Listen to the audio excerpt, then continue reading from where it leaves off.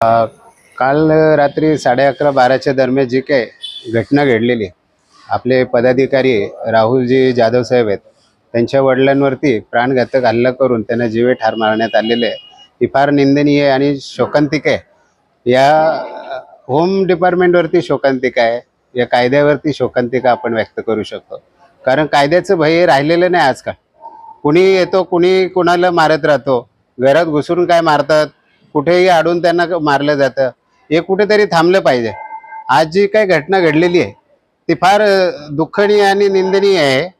या प्रशासनाबद्दल जे एखाद्या व्यक्तीला घरातून बोलून घेणे आणि त्याला मारणे, त्याच्यानंतर तो पळून गेल्यानंतर त्याच्या घरी जाऊन त्याच्या घरच्यांना मारणे हे कितपत योग्य आहे. आणि प्रशासन या प्रकरणात अजूनपर्यंत गांभीर्य का नाही घेत.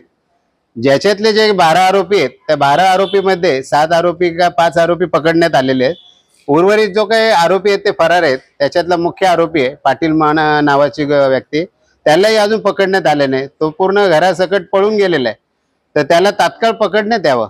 त्याच्यानंतर संबंधिताच्या मागे, या गुंड लोकांच्या मागे कोणाचा वरद असते, कुठल्या लोकांचं वरद असते, कुठले गॉडफादर यांच्या पाठीशी आहेत, यांना पाठीशी घालणारे जे लोक आहेत त्यांच्यावरती कारवाई झाली पाहिजे आणि तीही तात्काळ कार्यवाही झाली पाहिजे. जोपर्यंत त्यांच्यावरती कारवाई होत नाही तोपर्यंत वंचित बहुजन आघाडी पक्षाच्या वतीने जी काय आज बॉडी इथे आपल्या शास्त्रीनगर हॉस्पिटलला आणण्यात आलेली ते आम्ही ताब्यात घेणार नाही किंवा त्याचं आम्ही कुठल्याही प्रकारे स्वीकार करणार नाही. याबद्दल प्रशासनाने फार गांभीर्याने घेऊन तात्काळ संबंधित जे गुन्हेगार आहेत, जे मुख्य आरोपी आहेत, यांच्या पाठीशी जे लोक आहेत, ज्यांच्या आशीर्वादाने जे काही चालू आहे त्यांच्यावरती तात्काळ कार्यवाही व्हावी हीच आपल्या प्रशासनाला माझ्याकडनं विनंती आहे.